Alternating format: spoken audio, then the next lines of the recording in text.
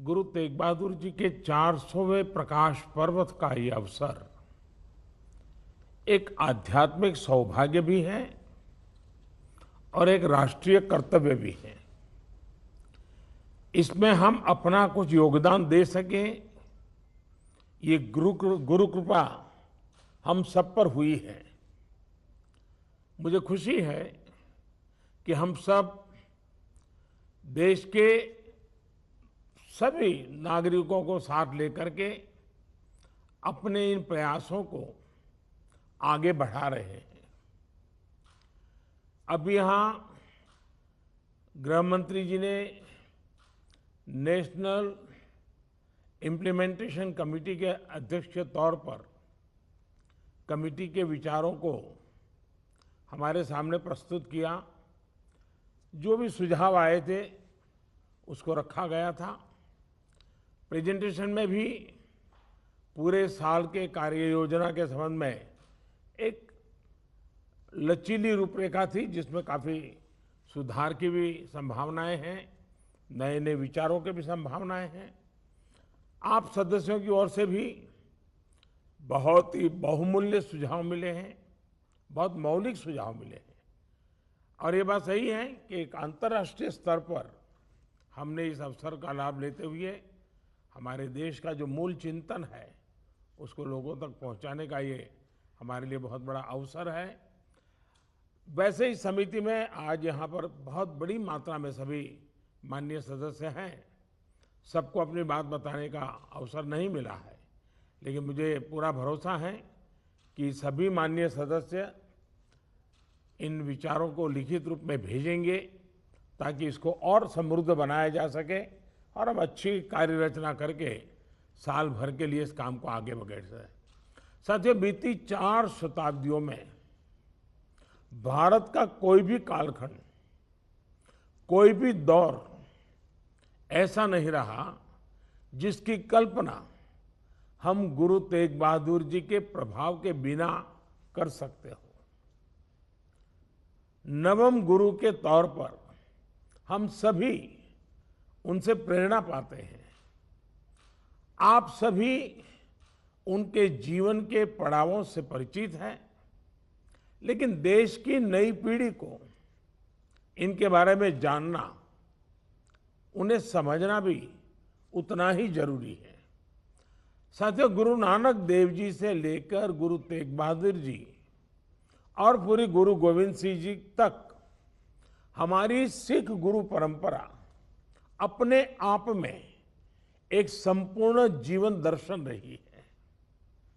ये सौभाग्य है कि गुरु नानक देव जी का 550वां प्रकाश पर्व, गुरु तेग बहादुर जी की 400वीं जयंती और गुरु गोविंद सिंह जी का 350वां प्रकाश पर्व मनाने का अवसर हमारी सरकार को मिला है। पूरा विश्व अगर जीवन की सार्थकता को समझना चाहे तो हमारे गुरुओं के जीवन को देख बहुत आसानी से समझ सकता है।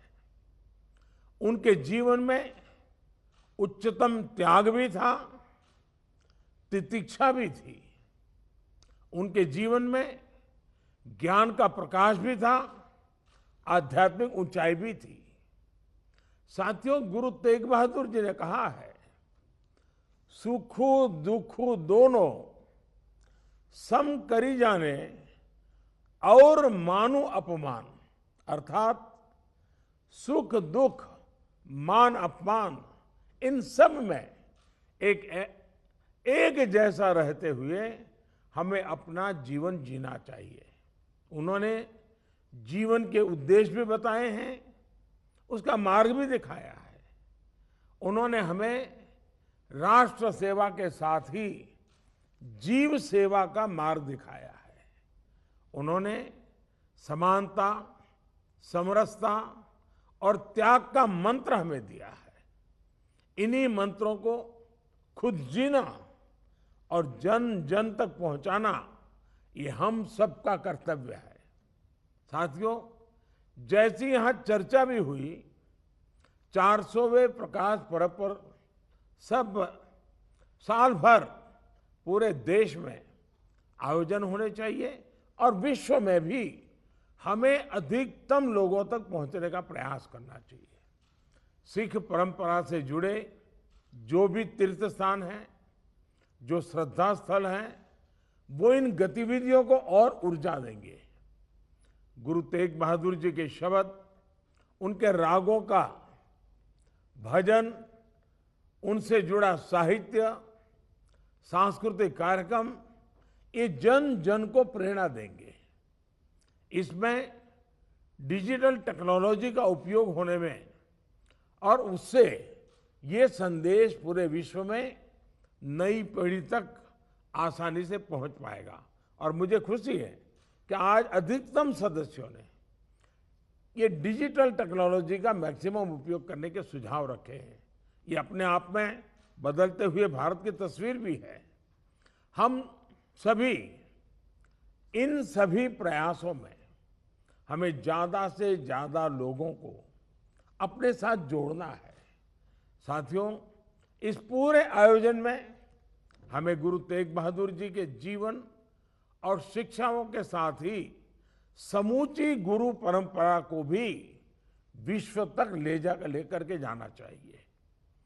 किस तरह पूरी दुनिया में आज सिख समुदाय के लोग और हमारे गुरुओं के हम सब करोड़ों अनुयायी उनके पद चिन्हों पर चल रहे हैं। कैसे सिख समाज सेवा के इतने बड़े बड़े काम कर रहा है, कैसे हमारे गुरुद्वारे मानव सेवा के जागृत केंद्र हैं। ये संदेश हम अगर पूरे विश्व तक लेकर जाएंगे तो हम मानवता को बहुत बड़ी प्रेरणा दे सकेंगे। मैं चाहूंगा कि इस पर शोध करके इसे डॉक्यूमेंटेड भी किया जाए।